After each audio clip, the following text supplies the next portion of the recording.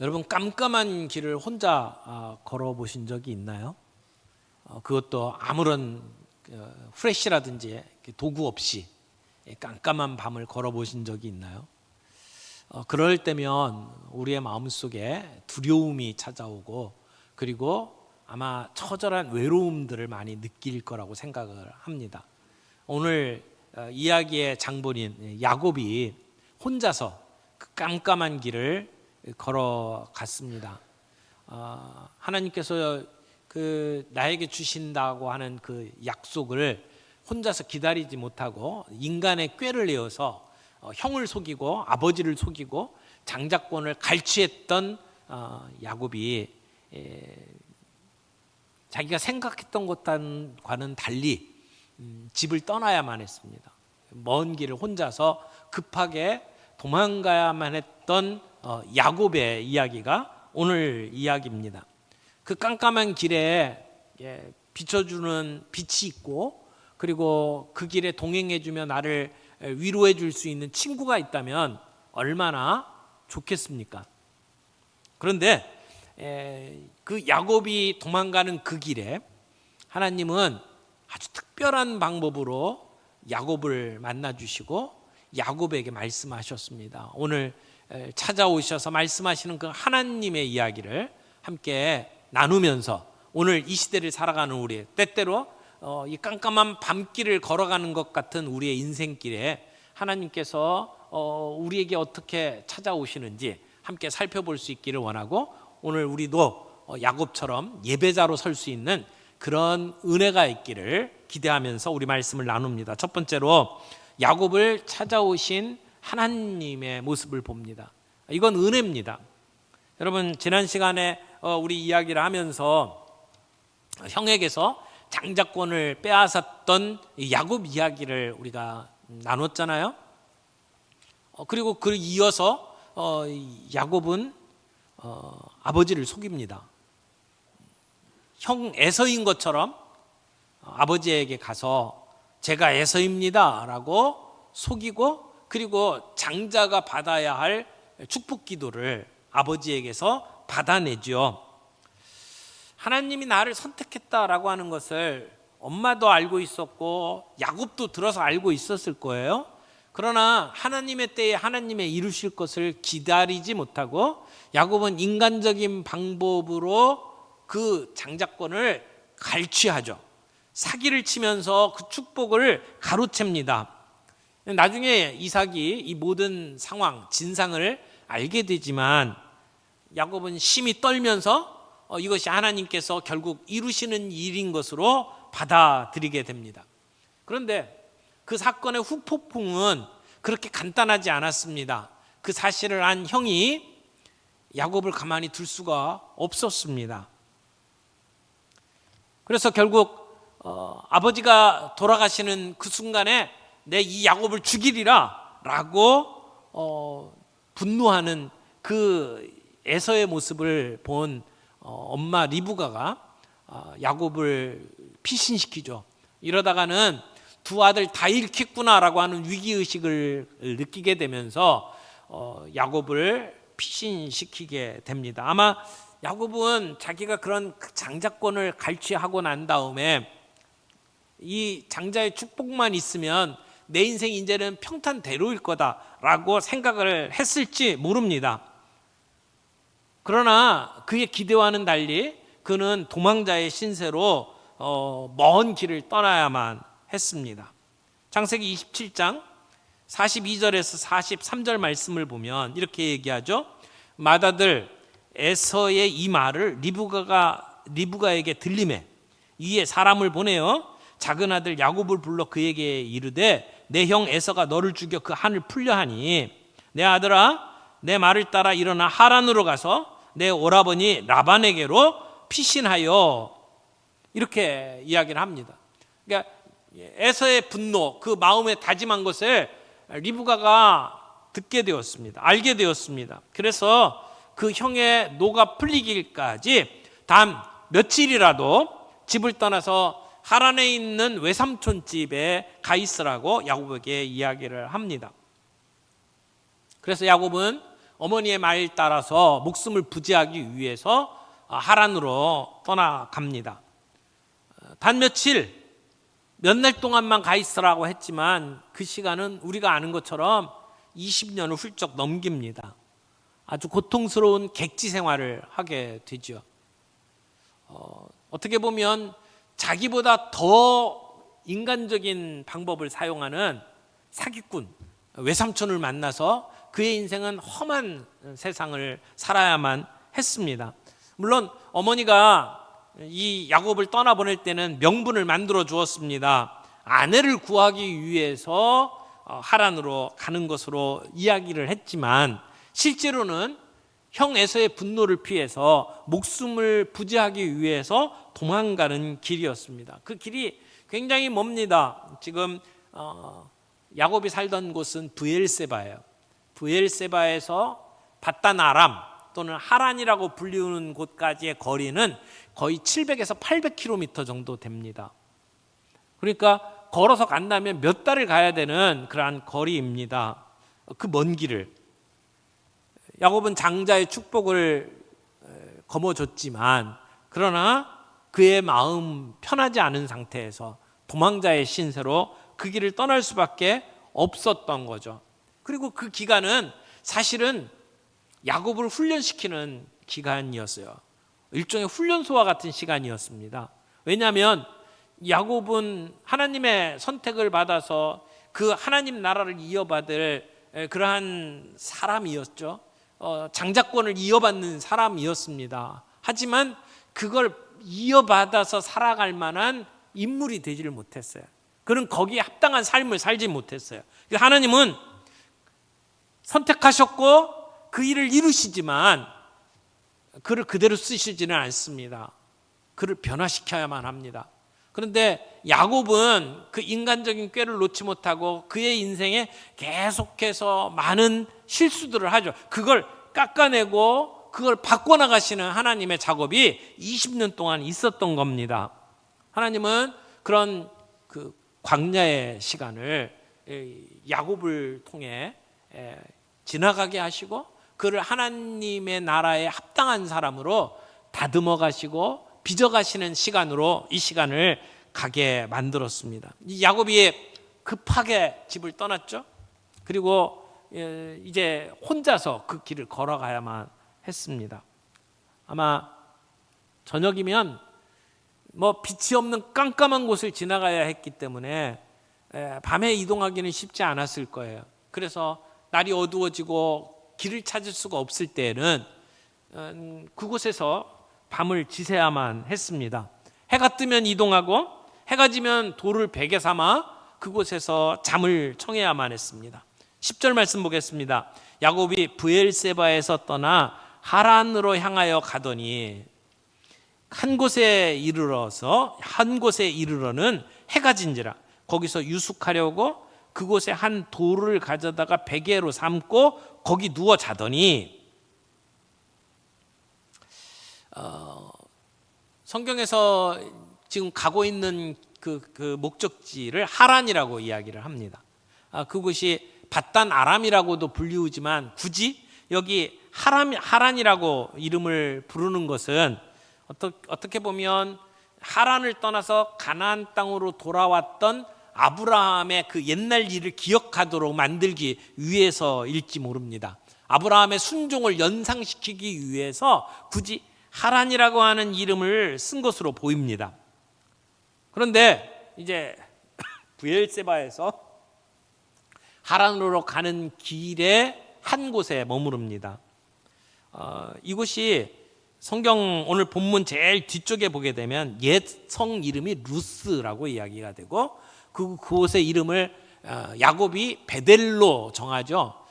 거기까지 거리는 한 3일길 정도 되는 곳입니다. 근데 자기를 죽이려고 하는 형을 피해서 지금 하란으로 갑니다. 근데 하란에는 나보다 더 악한 인간이 기다리고 있죠.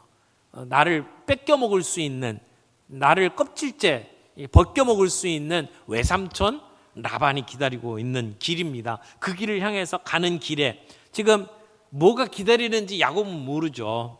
하지만 지금 급하게 도망가는 그 인생길, 아마 피곤했을 겁니다. 그리고 외로웠을 겁니다. 형은 나를 잡아 죽이려고 하죠. 이제 나 혼자서 그 길을 걸어가야 합니다.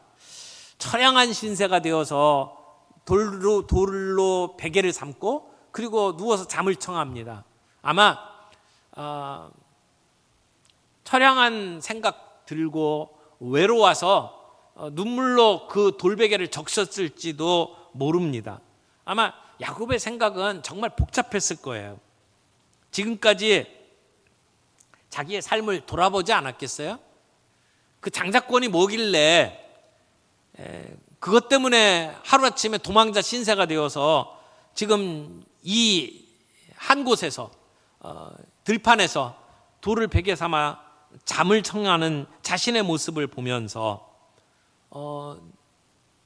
야곱의 마음은 복잡했을 겁니다. 아니, 장자권만 가로채면 내 인생 펼줄로 생각을 했는데 이제는 도망자의 신세가 되어서 아무것도 없이 그리고 혼자서 지금 이 길을 걸어가고 있는 것 아닙니까? 정말 중요한 게 뭔지를 모르고 하나님의 뜻이 어떻게 이루어질지를 모르고 헛발질을 하는 그 야곱의 인생, 자기가 그렇게 추구했던 모든 것들이 마치 유리구슬처럼 흩어져 버리고 다 깨어져 버리는 그러한 상황을 만나고 있는 이 야곱. 근데 그날 밤 하나님께서는 그 야곱을 찾아오셨습니다. 하나님은 야곱을 외면하지 않으셨습니다. 돌베개를 베고 누운 그 야곱에게 하나님은 꿈에 환상을 보여주시죠. 그러면서 야곱을 만나 주십니다. 12절 말씀 보겠습니다. 꿈에 본즉 사닥다리가 땅 위에 서 있는데 그 꼭대기가 하늘에 닿았고 또 본즉 하나님의 사자들이 그 위에 오르락 내리락하고 잠을 자던 야곱이 꿈을 꿨습니다. 꿈에서 보니까 사다리가 하나 있는 거예요. 땅에서부터 사다리가 올라갑니다. 근데 하늘까지 닿아 있어요. 그리고 그 사닥다리 위로 천사들이 오르락 내리락 하고 있어요. 그리고 그 사다리 꼭대기에 보니까 거기에 하나님이 계신 겁니다. 지금 야곱은 하나님을 만나고 있는 거예요. 사닥다리 끝에 하나님을 만나는 거죠. 지금까지 야곱에게 있어서 하나님은 자기 할아버지의 하나님, 아버지의 하나님이었지 야곱 자신의 하나님이 아니었어요. 그러니까 하나님의 존재는 어렴풋이 알지만 하나님을 직접 만나본 적이 없는 거죠. 그랬기에 내가 하나님의 부르심을 받았다라는 것까지 알고 있었지만 하나님이 하시는 방법을 기다리지 못했죠. 그래서 내 인간적인 꾀를 내고 인간적인 방법으로 그걸 쟁취하기를 원했던 거죠. 그랬던 야곱이 지금 이 밤중에 꿈을 통해서 하나님을 직접 만나고 있는 겁니다. 그 얘기는 하나님이 야곱을 찾아오신 거예요. 여러분, 우리가 하나님을 만나고 하나님과 대화를 할 수 있는 것은 내가 착한 행동을 하고 내가 하나님 앞에 선한 일을 해야만 내게 보여주시는 게 아닙니다. 어떻게 보면 지금 야곱의 인생 가운데 가장 밑바닥과 같은 시간 아닙니까? 가장 처량한 시간? 내 인간적인 방법을 가지고 하나님을 실망시키고 사람들을 속이면서 그래서 내가 도망자의 신세가 된 이 지점에 이르렀을 때에 야곱은 하나님을 만나는 겁니다. 이게 은혜입니다. 우리가 뭔가를 해서 하나님을 만난 게 아니고 내가 구원받은 것이 내 능력이나 내가 행한 어떤 선한 행동의 결과가 아니라 우리가 하나님을 배신하고 하나님을 제대로 알지 못하고 내 밑바닥에 처해 있던 그 순간에 하나님이 나에게 찾아오셨다는 거예요. 그게 은혜입니다. 우리가 가장 낮은 자리에 처해 있을 때 그때 사실은 하나님의 은혜가 가장 분명하게 드러납니다. 내가 뭔가를 좀 했을 때에 은혜를 받았다면 내가 어깨에 힘이 들어갑니다. 내가 이만큼 했기에 이만큼 하나님이 은혜를 주시는구나라고 생각을 하는데, 근데 가장 낮은 자리에 지금 머물러 있을 때에 하나님을 만남, 그것은 하나님의 은혜로밖에는 설명이 안 돼요. 그 하나님의 은혜가 가장 분명하게 드러나는 순간이라고 말할 수 있습니다. 복음이 바로 이것이라고 생각해요. 복음을 이해하는 사람들은요, 내가 생각했던 것보다 내가 더 악한 존재라는 것을 깨닫는 사람들입니다. 동시에 내가 생각했던 것보다 하나님의 사랑이 더 크다는 것을 깨닫는 겁니다. 내 인생의 가장 낮은 자리에 처했을 때 내 본질을 알 수 있죠. 내가 누군지, 내가 얼마나 악한지. 그런데 그때 하나님의 은혜를 보는 거예요. 하나님이 얼마나 나를 사랑하시는지. 그게 진짜 복음 아닙니까? 우리가 할 수 없는데 하나님이 은혜로 우리를 찾아오신 것. 그래서 하나님은 야곱의 조건이나 행위가 아닌 은혜로 야곱을 찾아오셔서 내가 너와 함께 하겠다, 내가 너를 보호하겠다, 내가 다시 너를 여기 돌아오도록 만들겠다, 그리고 너로 큰 민족을 이루고 내 씨가 퍼져나가서 많은 사람이 너로 말미암아 복을 얻도록 만들 거야 라고 하는 하나님께서 조상 아브라함에게 주셨던 약속, 이삭에게 주셨던 약속이 이어지도록 만드는 그런 놀라운 말씀을 허락하시는 겁니다. 은혜로 찾아오신 하나님. 두 번째로 우리가 함께 나누고 싶은 것은 말씀으로 야곱에게 찾아오신 하나님입니다. 인격적인 만남 속에 하나님의 음성이 들립니다. 하나님께서 뭐라고 말씀하십니까? 13절부터 보겠습니다.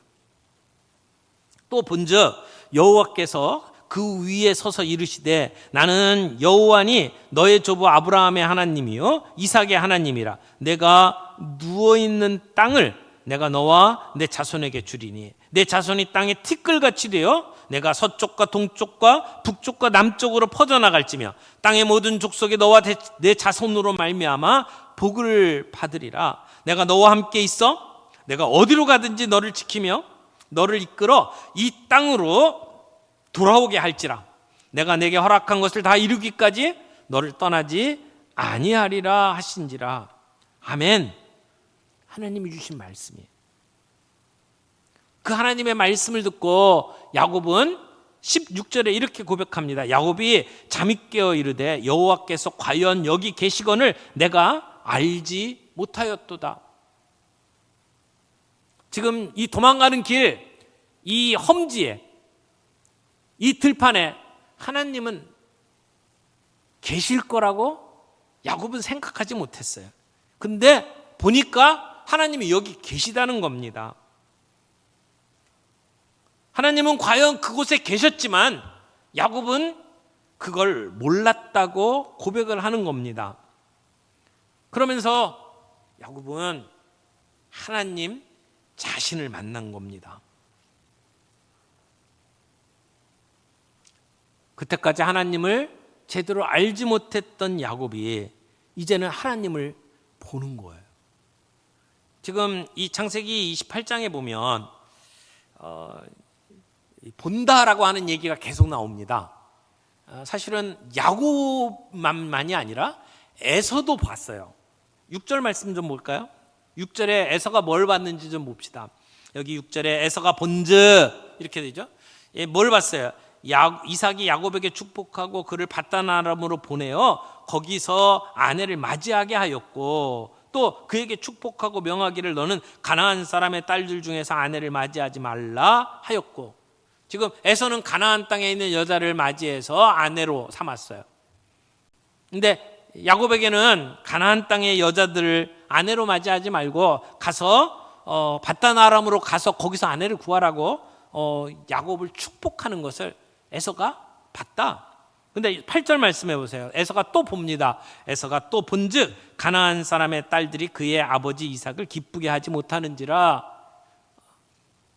약속의 그 자식들이 가나안 사람과 결혼하는 것을 하나님은 원하시지 않았어요. 근데 에서는 그 땅의 여인을 아내로 삼았는데 그 아내가 이삭을 기쁘게 하지 못하는 것을 봤다라고 이야기하죠. 계속 봤다 또 봤다 이렇게 얘기를 하는데, 지금 12절에 야곱은 뭘 봅니까? 보세요.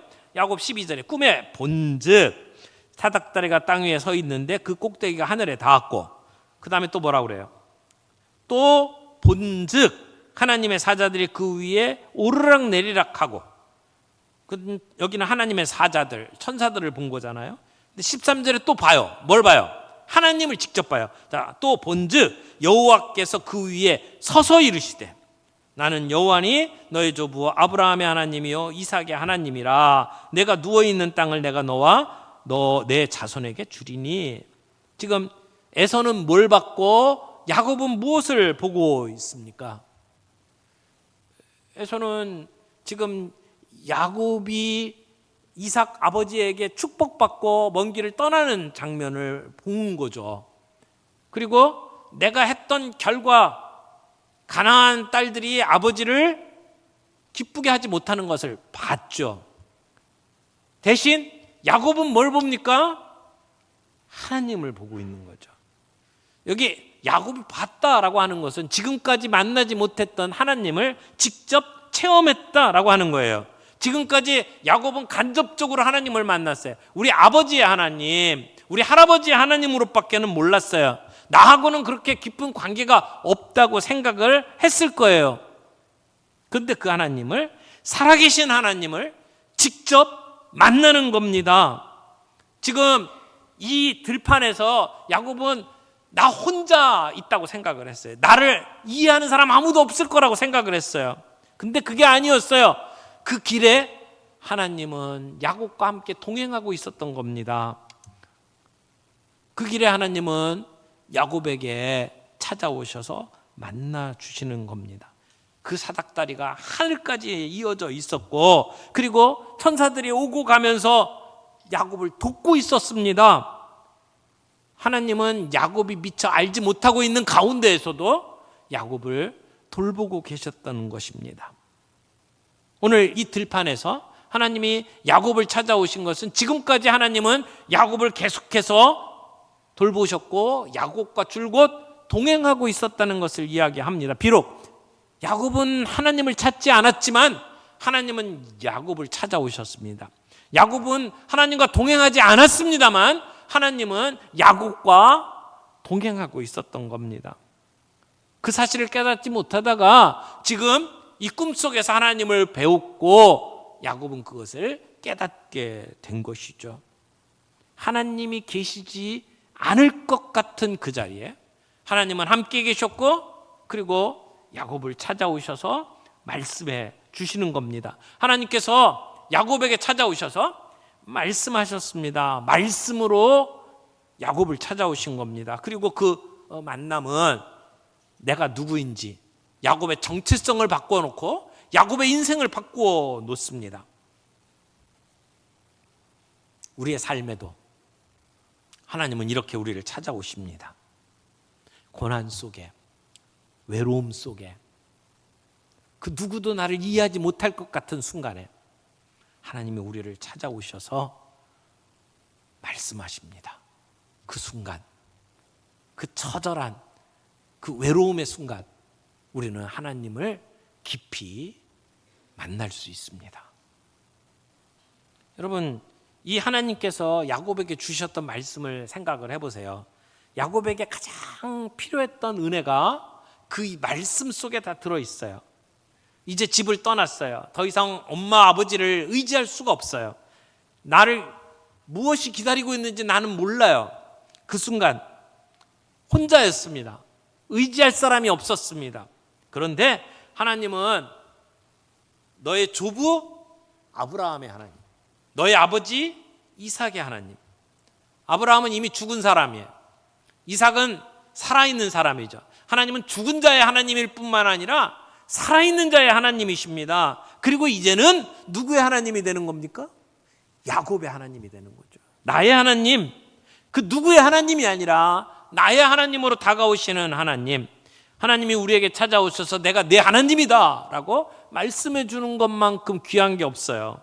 그것만큼 복된 게 없습니다. 나는 아브라함의 하나님이요 이삭의 하나님일 뿐만 아니라 야곱 너의 하나님이다. 하나님은 이렇게 찾아오신 겁니다.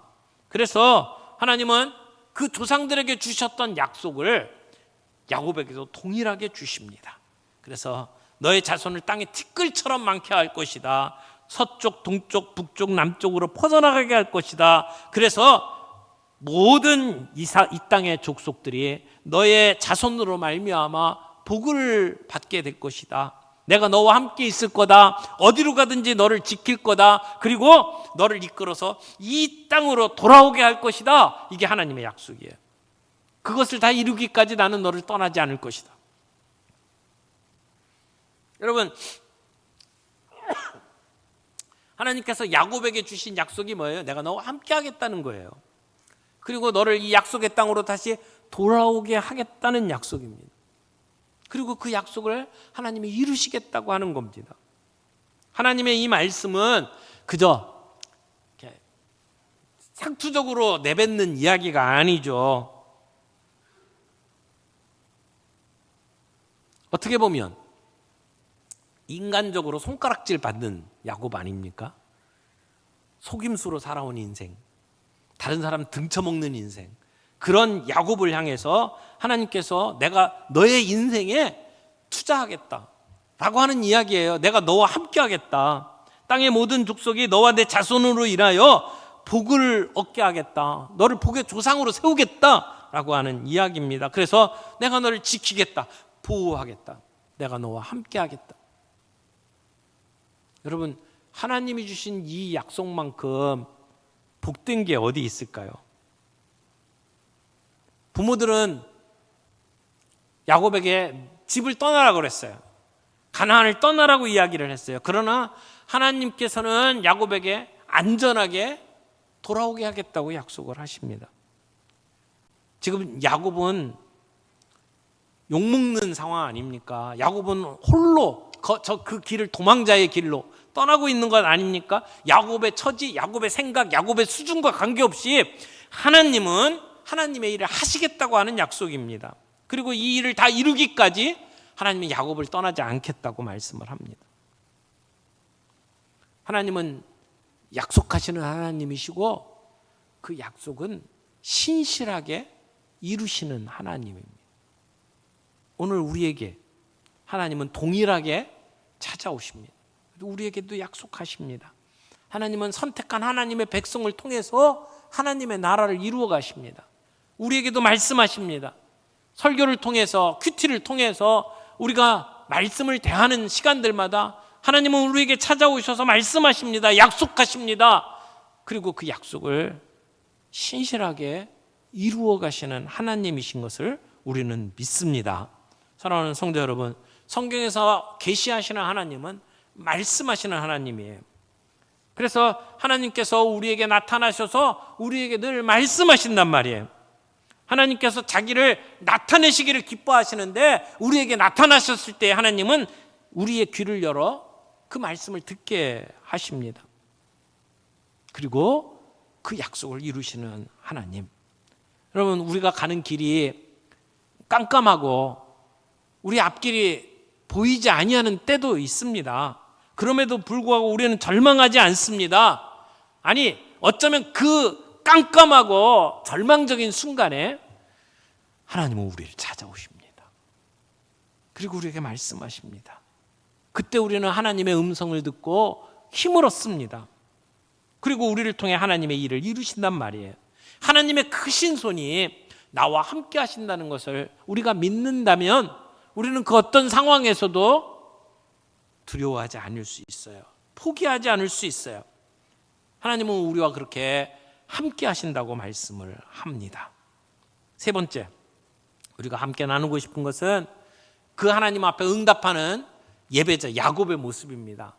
그 예배하는 순간 그의 인생의 터닝 포인트가 됩니다. 그게 그의 삶을 바꿉니다. 전환점이 됩니다.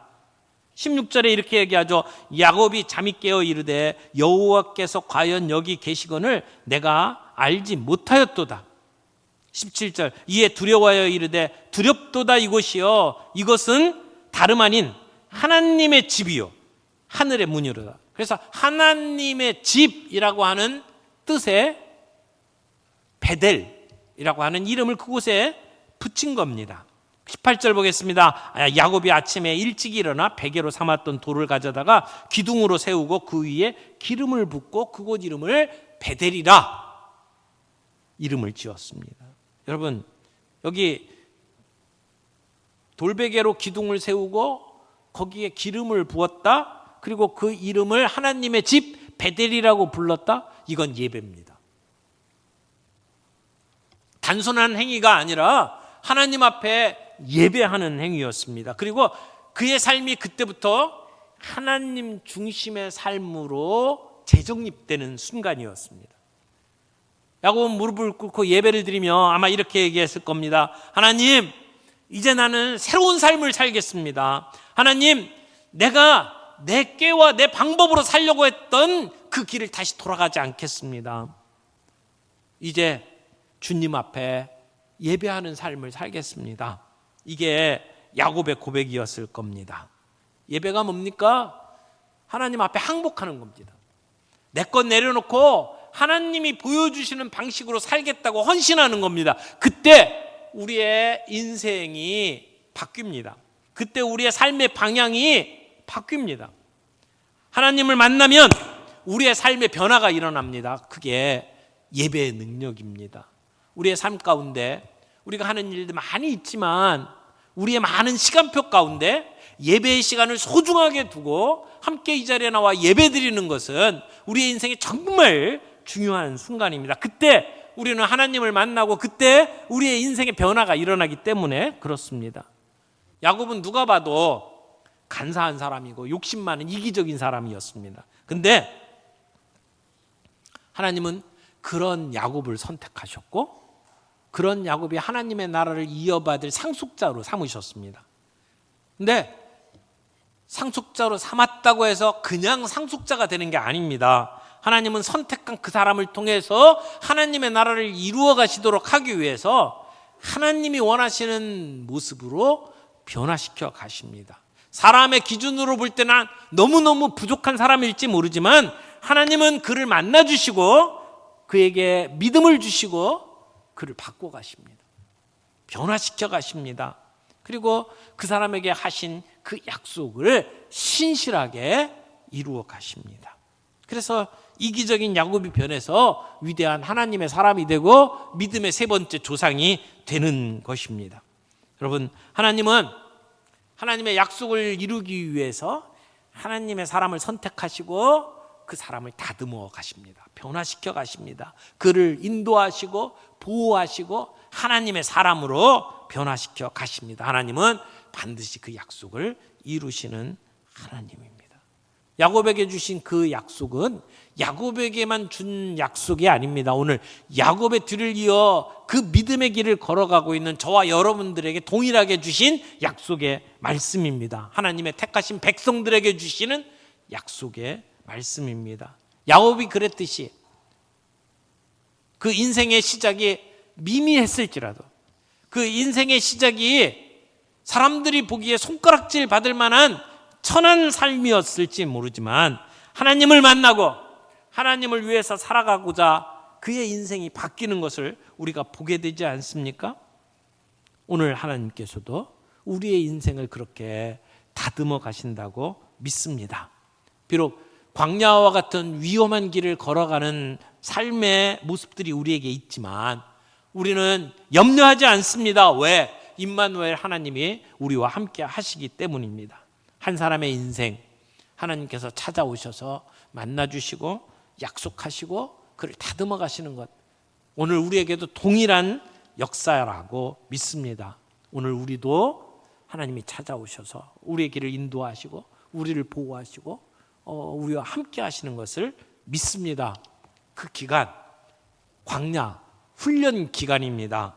그래서 우리는 설령 우리의 인생 속에 깜깜한 밤과 같은 길을 지난다 할지라도 우리는 그 속에서 노래할 수 있습니다. 여호와는 나의 피난처시요 여호와는 나의 힘이시요 여호와는 나를 어려울 때 돕는 분이시요. 우리는 그렇게 고백할 수 있습니다. 땅이 흔들려도, 산들이 바닷속으로 무너져 내려도, 바닷물이 넘실거려도, 파도가 치고 사나운 바다에 산들이 흔들려도 우리는 두려워하지 않습니다라고 고백할 수 있습니다. 왜? 하나님의 약속을 믿기 때문에. 오늘 야곱에게 주신 말씀을 우리의 마음속에 기억할 수 있기를 바랍니다. 내가 너와 함께 있어 내가 어디로 가든지 너를 지키며 너를 이끌어 이 땅에 돌아오게 할지라 내가 내게 허락한 것을 다 이루기까지 너를 떠나지 아니하리라. 여러분, 나를 통해서 하나님의 일들을 하나님이 하시도록 하려면 오늘 우리는 무엇을 해야 될까요? 그 약속을 붙잡는 겁니다. 기억하는 겁니다. 그리고 그 하나님의 약속이 이루어지도록 내 인생을 하나님께 맡기는 겁니다. 내 인간적인 방법, 인간적인 꾀를 가지고 뭔가 쟁취하려고 애쓰는 게 아니라 하나님의 시간에 하나님의 방법으로 그 일을 이루실 것을 바라보며 내 인생을 하나님께 의지하는 겁니다. 사랑하는 성도 여러분, 우리가 지금 돌베개를 베고 누워있는 것 같은 인생의 밤을 걸어가고 있다면 우리에게 주시는 하나님의 약속의 말씀은 무엇입니까? 야곱처럼 하나님을 인격적으로 만나는 순간이 우리에게도 있습니까? 하나님이 주신 약속을 붙들고 오늘을 살아간다면 오늘 내 삶 속에서 하나님은 어떤 일들을 이루어 가실 수 있을까요? 오늘 주님 앞에 우리의 인생을 내어 맡기고 하나님, 우리도 미약하지만 연약하지만 우리의 인생을 붙드시고 그 일을 이루시는 하나님을 믿고 바라봅니다. 고백하며 예배자로 설 수 있는 저희 모두가 되기를 바랍니다.